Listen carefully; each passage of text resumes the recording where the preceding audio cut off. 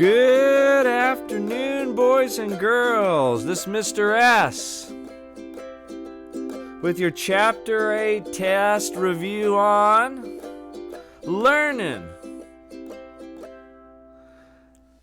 And in this chapter, we did all kinds of learning. Hopefully, you learned something. That's the point. And this is an interesting chapter again. I say that all the time. So, first, as I've said from the beginning, I said this on the first day of school. I'll say it to the last day of school. The crucial, most important part of all of this is experience. Said. ... End of story. Next, we looked at three major types of learnings. We looked at operant conditioning, classical conditioning, and observational learning. Please know the difference between the three. Please know the main characters for all three. Pavlov, classical conditioning, doggies. Operant conditioning, B.F. Skinner, pigeons. Bandura, observational learning, Bobo doll. Put all those together, and no matter what, I'll make sure that I show in class the Bobo doll video, if we haven't seen it already, just to double check. But yeah, from there, we looked at the idea of classical conditioning. So know the components to it, whether it's the unconditioned stimulus, the unconditioned response, conditioned stimulus, conditioned response, neutral stimulus, conditioned stimulus.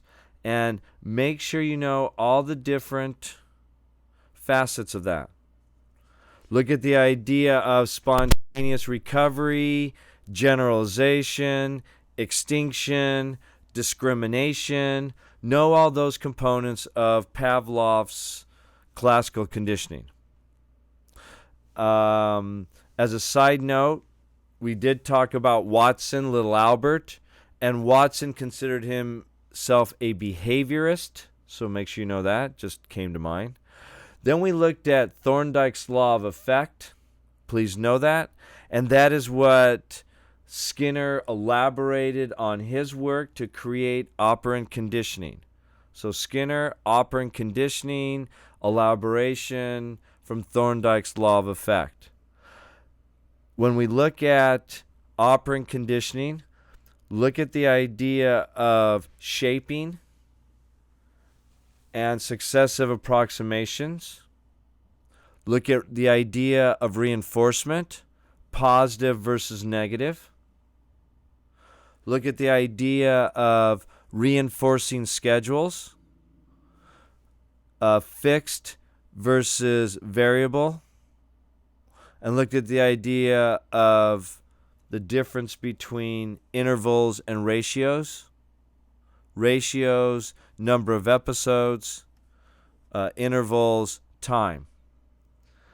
From there, we looked at the idea of latent learning, cognitive maps, that there is this learning going on, whether we show it, whether we're always aware of it, how much of it we do subconsciously, or I should say instinctually or automatically.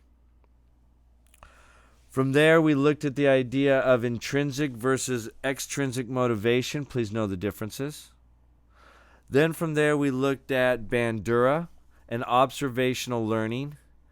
And please note that one of the key components of observational learning is modeling. So please look at modeling under the heading of observational learning.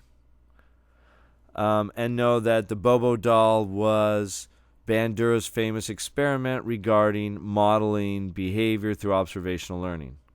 Or observational learning, and the tool is modeling. That they modeled different behavior and we observationally watch and learn. Other than that, that's basically it.